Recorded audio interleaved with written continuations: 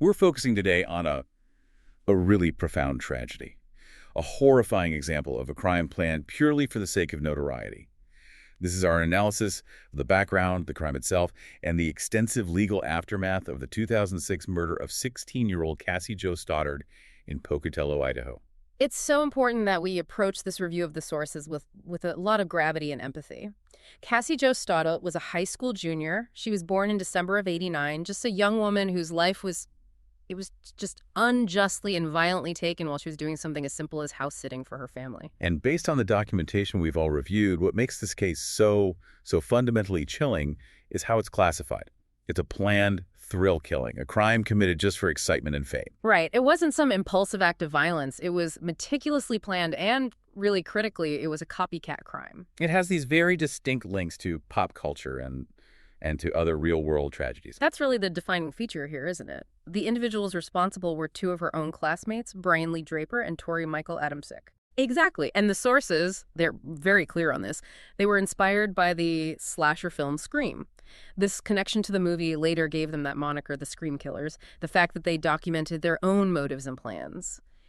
It makes this a rare and just deeply disturbing case study in juvenile homicide. So our purpose here in going through these sources is to really examine the circumstances that allowed this to happen on September 22, 2006. We want to look at the investigation that came after and the very complex legal battles that have followed the perpetrators' convictions for over a decade now. We want to give you a comprehensive, fact-based understanding of the official record. So let's start at the beginning. Let's unpack the origins of this dark ambition. Let's establish the relationship between Cassie Jo and her killers and the mindset they were building together. Okay, so Brian Draper, he had moved to Pocatello from Utah. Yeah. And Tori Adamsick was a local, a Pocatello native. They meet as sophomores at Pocatello High School. Right. And all three of them, Cassie, Brian, and Tori, they were all 11th graders when the murder happened. We know from the evidence that they shared an interest in movies. They liked recording their own videos. And this shared interest, this hobby, it becomes the vessel for this horrible fantasy. It really does. The motivation that's revealed in the sources it's just extraordinary because it's not typical criminal thinking. They weren't after revenge or money or anything like that. The documents say the boys were seeking fame and pleasure. Fame and pleasure. Yeah, a thrill and a notoriety they felt they could only get by going on a killing spree. This was premeditated violence aimed entirely at getting status, at getting infamy, proving they could do these horrific things. And their main inspiration, it wasn't just fictional characters like, Billy Loomis and Stu Macher from Scream. Yeah. The documents show they were trying to put themselves into a terrifying real-world hierarchy of violence. That is the most disturbing layer, I think. The tapes and the writings that were recovered, they explicitly show their ambition to outdo Eric Harris and Dylan Klebold. The Columbine perpetrators. Yes. They mentioned Harris and Klebold over and over in their homemade videos. They were essentially creating this twisted manifesto where they detailed their plan to surpass previous acts of mass violence. There were even reports that they were planning a much bigger, a Columbine-like shooting event at their school. So the murder of Cassie Jo Stoddart, it was basically an audition. Yeah. An audition for a much larger, much more terrifying plan. That's a perfect way to put it. Precisely. The goal wasn't just one victim. It was about achieving this terrible historical status. The sources show they started a death list of other potential victims on the very same day they killed Cassie Jo. Wow. Yeah. Which just reinforces that she was just the first step. They were focused on fame and the documentation itself, the filming of their plans. That was a deliberate step to control their own story and make sure they got their place in this morbid history. Before they carried out the plan, they had to pick their first targets. The sources say Draper and Adam Suchik initially chose two of their friends. Right. Matt Beckham, who was Cassie Jo's boyfriend, and Cassie Jo Stoddart herself. They intended for the first act to be a double murder. And the logistics of it, the preparation, it just speaks to how calculated this all was. They got the weapons in advance. They did. One of Adam Mishik's friends, a kid named Joe Lucero, he testified in court about it. He gave these really critical details about buying 4 knives for them. And Lucero confirmed he got $45 for it. 40 from Draper, 5 from Adam Arifik. So the premeditation is just, it's undeniable. They armed themselves with lethal weapons well before the day of the crime. And we know exactly what kind they bought. Lucero testified that one of the 4 knives was serrated, the other 3 were not. And crucially, Draper made a point of claiming that serrated knife for himself. The evidence later showed Draper had a dagger-type weapon and Adamachik had a hunting knife. These were bought at a pawn shop. This wasn't grabbing something from a kitchen drawer. This was specific weapon acquisition for a planned murder. The videotapes are just so important here. What exactly did those tapes show about their state of mind leading up to this? The tapes are the smoking gun for premeditation. They recorded themselves talking about the murder in this clinical, almost excited detail. They don't sound remorseful. They don't sound hesitant. They sound gleeful about the idea of ending a life and the media coverage that would follow. Unbelievable. In one part, they talk about the feeling of power, the rush they expected to get. Adam Malashik, he seemed really obsessed with making sure they left no evidence behind. It shows this calculating criminal mind focused on getting away with it while also maximizing the notoriety. They basically created a blueprint of their own malice. It's like they weren't just interested in committing a crime, but in creating a performance. Something for posterity, so that when they were caught, the world would see their dark ambition. That is the absolute core of the thrill-killing definition here. It's not about the victim. The victim is interchangeable. It's about the feeling you get from the act itself and the projected fame that comes with it. They really believed this crime would give them the legendary status they craved, even if it meant execution or life in prison. Let's move into the detailed timeline of that night. The night of the murder, September 22nd, 2006. Cassie Jo Stoddart was house-sitting for her aunt and uncle, Allison and Frank Contreras. Their home was on Whispering Cliffs Drive in northeast Bannock County. She was there for the weekend, just looking after their dogs. And the first few hours were completely normal. Her boyfriend, Matt Beckham, he got there around 6 p.m. to spend time with her. A bit later, Draper and Adam Sepchik showed up, supposedly just to hang out. And Cassie, being friendly and trusting, gave her friends a little tour of the house, which included the basement. Yes. And that small act of hospitality, unfortunately, gave the killers the exact knowledge of the layout they needed. So the four of them, they're all trying to watch a movie, Kill Bill, Volume 2, in the living room. But the whole gathering was just a setup, a ruse. Adamchik and Draper leave early, saying they're going to a movie theater. And this moment, their departure, this is the hinge point for the entire crime. It was a planned deception. The sources are very clear that before Draper left the house, he secretly went and unlocked the basement door that led outside. That single, quiet act of unlocking a door was the premeditated step that let them get back into the home completely undetected. Of course, they didn't go to the movie theater. They just drove it a short way away, parked the car down the street. And got ready. They put on dark clothing, gloves, and the key props for their performance. Their white painted masks. They were getting ready to become the horror characters they idolized. So they slip back into the house through that unlocked basement door, while Cassie, Jo, and Matt are still upstairs, completely unaware. And their attempts to lure them downstairs start almost right away. They start by just intentionally making noise in the basement, kicking things, rattling objects, just making their presence known. They were hoping to scare the couple into coming down to investigate. But that tactic failed. It failed. It didn't draw them down. So that forced them to escalate their plan, which really shows their chilling commitment to the timeline they'd set for themselves. And that escalation. Right. That involved going for the power. Yes. They found the circuit breaker in the basement and just shut off the electricity to the whole house. This was completely calculated. The hope was that in the dark, Cassie and Matt would instinctively come downstairs to check the panel, which would bring them right into their ambush. But when the darkness didn't work either, they tried something else, turning some of the lights back on for a moment. This sequence of lights off, then on again. It did exactly what they wanted it to. It just amplified that feeling of dread and vulnerability in the house. And that dread really started to affect Cassie Jo. The sources say she was getting more and more uneasy after that temporary power outage. But we also have evidence of the dogs reacting. One of the Contreras dogs was just staring intently down the basement stairs, and it would periodically bark or growl. Animals often sense intruders long before we do, and that detail just underscores the terrifying atmosphere that was building. Cassie Jo was clearly scared, and Matt, her boyfriend, he tried to get permission to stay over. His mom said no, but she realized Cassie was alone and frightened, so she offered to let Cassie come stay at their house for the night instead. And this is where duty just changing. It tragically intersected with the crime. Cassie Jo declined the offer. She told Matt she felt obligated to stay, to take care of the pets she was hired to watch. That sense of responsibility, while so admirable, it meant she stayed in that house with the two killers hidden right below her. So at about 10:30 p.m., Matt's mother comes and picks him up. and Cassie Jo Stoddart is left completely alone in the house. And there's this one final piece of deception right as Matt is leaving. After he got in his car, he called Adam Mashik's cell phone, assuming they were at the movies. Adam Mashik answered, but Matt noted he could barely hear him because Adam Mashik was speaking in this very quiet, hushed tone. He just assumed it was because they were sitting in a quiet movie theater. Exactly. But in reality, Adam Mashik was whispering because he was hiding in the basement, just yards away from Cassie Jo. Once they heard Matt's car leave, once they knew he was gone, that was it. They went right back to the circuit breaker and shut the power off again. They waited, still expecting her to come downstairs. When she still didn't move, they decided the waiting was over. They started up the stairs. They were fully armed now. Draper had his serrated dagger, Adam Mashik had his hunting knife, and they chose to maximize the terror first. To get her attention and just shock her, Draper slammed a closet door at the top of the stairs.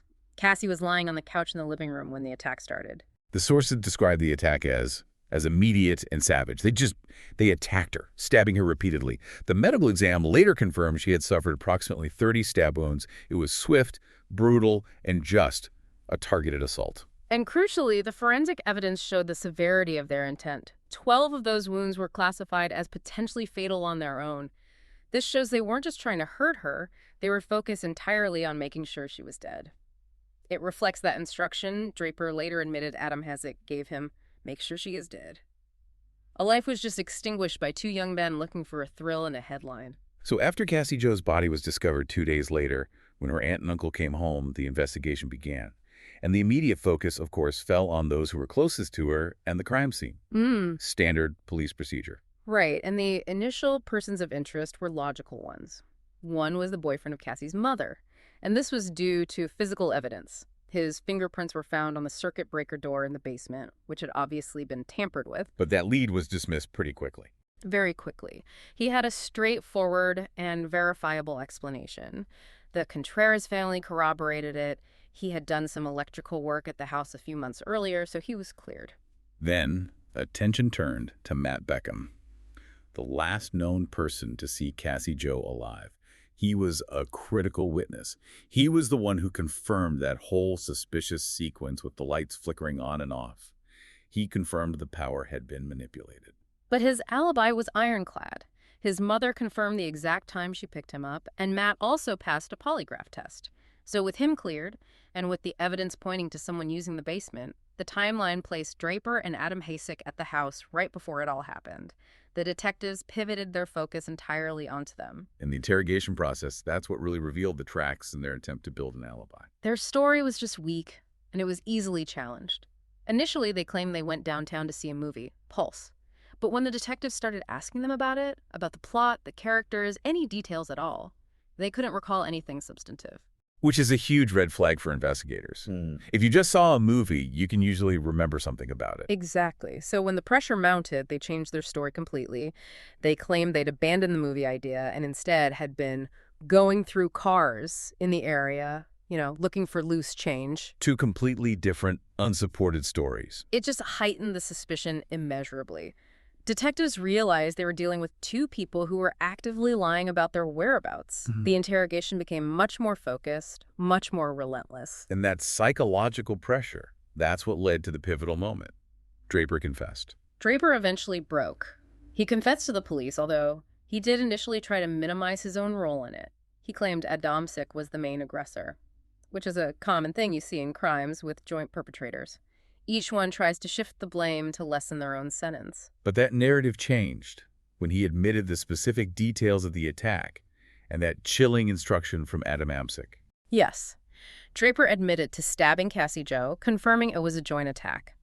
And he recalled Adam Mashik telling them, quote, make sure she is dead. And that statement, it just proved the explicit intent to kill, not just to injure. Draper's confession was absolutely critical, not just for the admission of guilt, but because it led police right to the physical evidence they had hidden. He led investigators straight to Black Rock Canyon. It's a remote area where they had tried to get rid of all the evidence. They had tried to burn their dark clothes, the masks, the murder weapons, and then they buried whatever was left. The police team recovered all of it. But the real game changer in this case It was the recovery of an item the boys never intended for anyone to find. That's the crucial piece of evidence that makes this case so unique in legal history. At Black Rock Canyon, they recovered a partially burned VHS tape. And through some painstaking work, technicians were able to restore the video footage. And on that tape. On that tape was a detailed record of Draper and Adamsick outlining their plans, their motives, and their intent to murder Cassie Jo Stoddart.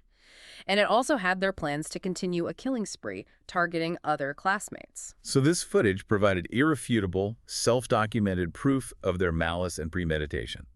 It just transformed the case from one that was based on a police confession, which can sometimes be challenged in court, into a case built on the killer's own recorded words. The legal impact of that tape was profound. It proved beyond any shadow of a doubt that the act was planned, that the motive was sinister fame and pleasure, and that the perpetrators were completely aware of what they were doing.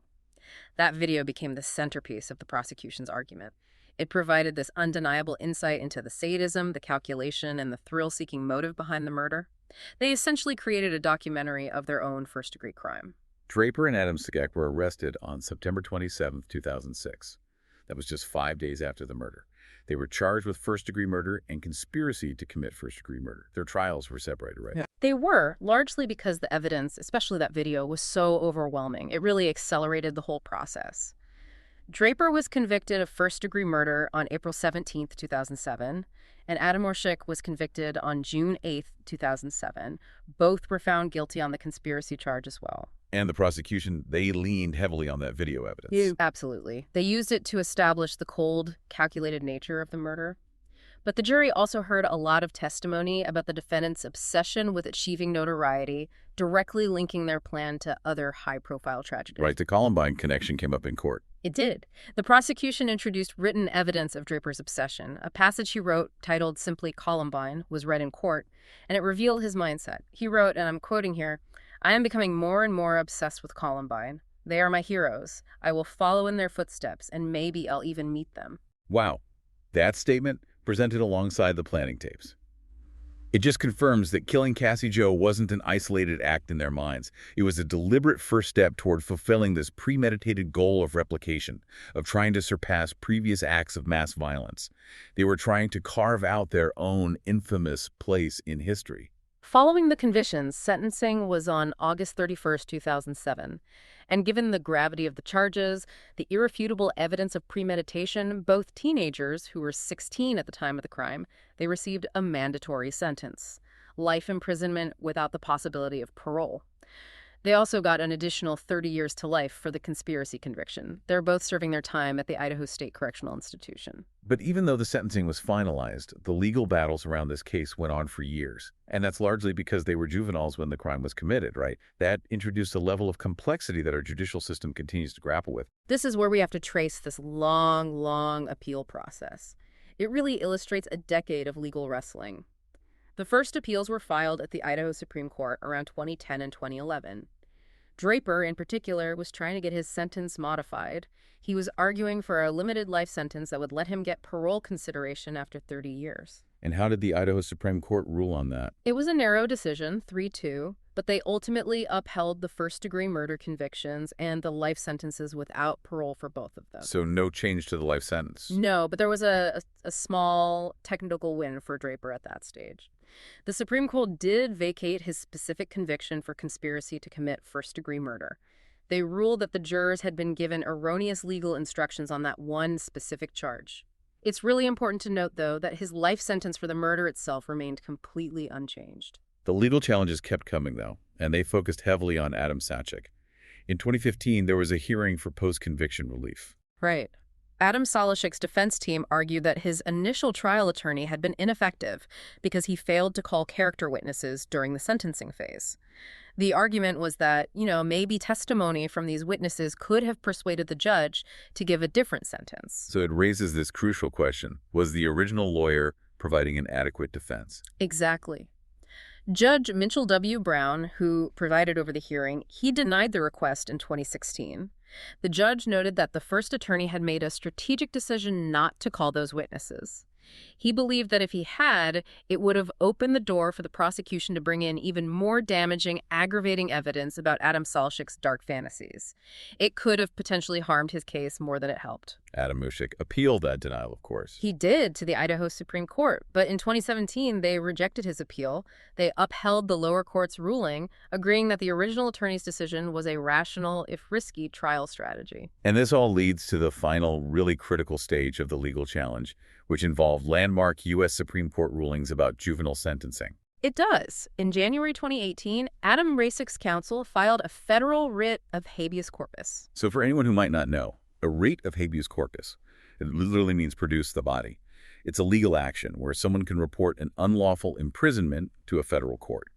You're basically challenging a state conviction on constitutional grounds. And in this case, the challenge was focused squarely on his juvenile life sentence. Exactly. The appeal argued his sentence should be reconsidered based on the Miller v. Alabama and Montgomery v. Louisiana Supreme Court decisions. The Miller ruling from 2012 established that a mandatory life without parole sentence for a juvenile violates the Eighth Amendment cruel and unusual punishment. It requires judges to consider the defendant's youth before imposing that sentence. And then Montgomery later clarified that Miller applies retroactively. So the defense was essentially arguing that even if the crime was horrific, the original 2007 sentencing didn't give enough individualized consideration to Adam Rasick's status as a 16-year-old. That was the core of the argument. However, federal magistrate judge Candy W. Dale denied the writ in 2019. The court found that the Idaho State Court had given sufficient individualized consideration and that the sentence was appropriate, given the extreme premeditation shown on the planning tapes. It was evidence of a calculating adult mind operating within a juvenile body. And that denial was then appealed to the Ninth Circuit Court of Appeals, which is a very high level of review. It is. And in March of 2022, the Ninth Circuit also upheld the original sentence of life without parole. This whole sequence of rulings across state and federal systems, it just underscores the profound judicial weight that was given to the evidence of premeditation in this specific case. The fact that these appeals stretched on for 15 years, it really highlights the enduring tension in the U.S. legal system over juvenile culpability versus adult responsibility, especially when a crime is this cold-blooded and planned. After going through all that extensive legal history, it's so vital that we bring our focus back to the young woman whose life was lost. Cassie Jo Stoddart was remembered by her community and her family as this vibrant student and friend. Her funeral on October 1st, 2006, had 500 people in attendance, which just reflects the deep shock and sorrow that was felt across Pocatello. And her family, they channeled their grief into this really positive, community-focused initiative to honor her memory. It's known as Pumpkins for Cassie. It's such a poignant gesture. Her grandmother and a friend, they set up a stand every year. And instead of selling pumpkins, they offer them to community members who make a donation to either the Pocatello Animal Shelter or the Idaho Food Bank. The choice of those beneficiaries is particularly meaningful. It reflects causes that Cassie Jo really cared about, especially animal welfare. It's a way of keeping her spirit of generosity and care alive. Beyond the community's remembrance, the Stoddart family also sought accountability through the civil court system. In 2010, they filed a civil lawsuit against the Pocatello School District. Right. And the specific legal reasoning behind that was a claim of negligence. They argued that school officials should have been aware that Draper and Adamasic posed a threat to other students. The implication was that there was a failure to intervene or identify clear warning signs that could have prevented the tragedy. They were trying to establish institutional liability based on foreknowledge. So how did the courts respond to that, to the very complex idea of foreseeability in a crime like this? Both the civil court and eventually the Idaho's Supreme Court dismissed the case. They ruled definitively that the actions of the killers were not foreseeable. The level of secrecy, the planned nature of a thrill killing, the specific decision to target Cassie Jo outside of school, it all meant that, legally, the school could not reasonably have been expected to predict or prevent the specific criminal actions they took. It really demonstrates how difficult it is to hold third parties liable for these highly individualized, premeditated acts of violence. This case, driven by all the sensational elements, the youth of everyone involved, the screen connection, that chilling self-documented video evidence, It's naturally gotten extensive public interest and media coverage over the years. It really has. It's been featured repeatedly on nearly every major true crime program. Dateline has revisited the facts multiple times, including a 2024 segment called The Secret in Black Rock Canyon, which just confirms how much public fascination there still is with the evidence recovery. And other shows, too. Your Worst Nightmare, Copycat Killers, A Time to Kill. They've all dedicated episodes to analyzing the crime and that copycat element. And there was the 2013 documentary Lost for Life, which critically examines the ethics of sentencing juveniles to life without parole. It featured both Draper and Adam Bresic. The case also led to several books. Tori Adamsick's mother, Shannon Adamsick, self-published a book called The Guilty Innocent in 2012, offering her perspective. And another book was published in 2015, Mormon sons Brian Draper and Tori Adamsick. And one of the most significant recent developments in the public documentation of this happened in 2023. Using the Idaho Public Records Act, the full tape recordings and the transcripts made by Draper and Adamsick were publicly released, which allows for this unprecedented, though very disturbing opportunity for researchers and the public to examine the direct, unedited mental state and planning of the perpetrators. And finally, we should just briefly mention the connection this case had to a separate, high-profile murder trial. Draper and Adamsick were called to testify in the 2024 trial for the 2004 murder of Norrie Jones. The defense was trying to argue that investigators might have overlooked other possible suspects, but in the end, neither Draper nor Adamsick actually took the stand in that trial. This whole detailed history, the planning, the execution, the irrefutable evidence, the long legal battles, it brings us to a final analysis of the significance of this tragedy. The recovered video footage really remains the most significant legal and societal element of this whole thing. It moves the conversation beyond just speculating about motive. The perpetrators documented their intent to murder and explicitly outlined a motive of sadism and thrill-seeking designed for fame.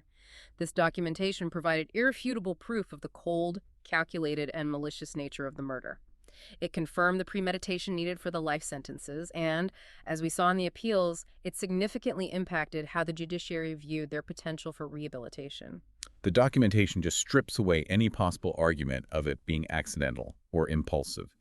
It reveals a meticulously cold plan to replicate and exceed cinematic and real-world horrors. It's an absolute tragedy, the senseless loss of Cassie Jo Stoddart's young life, cut short by classmates who were seeking notoriety through a violent copycat crime. This case really stands as a stark example of the dangers that are inherent in the pursuit of negative fame, and the powerful destructive influence that media obsession can have on vulnerable minds. Absolutely.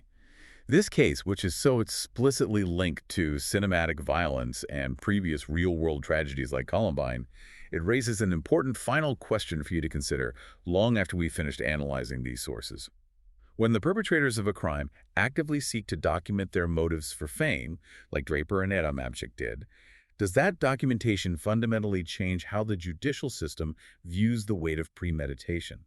Or does it simply confirm what we already suspected about the nature of cold-blooded murder? That challenge the killer as their own documentarian, that's something that will continue to influence our justice system. Thank you for joining us for the systematic examination of the sources related to the murder of Cassie Jo Stoddart. We appreciate you taking the time to review this material with us. Thanks for listening.